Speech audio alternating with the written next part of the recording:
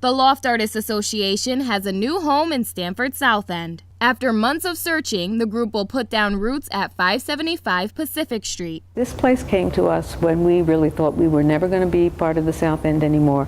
The real estate values had skyrocketed down here, and the average going rate is $20 a square foot, and we're not paying anywhere near that. The owners of this property are being very generous to us. The search for a new space began after Building and Land Technology proposed a rent increase on the group's current space at 845 Canal Street. The city zoning board got involved after discovering that a relocation could violate a zoning agreement requiring BLT to provide 15,000 square feet of cultural space in the South End. The spirit in which the regulation was written was to keep an organization like ours here. After much negotiation, the Loft Artists proposed a solution. If BLT agreed to renovate the Pacific Street building, part of its zoning obligation would be satisfied. We couldn't afford to fit it out. The landlord of this place could not afford to fit it out, so we couldn't really move here. They finally said yes in August, and then we had to go about proceeding to sign the lease and get the zoning board to approve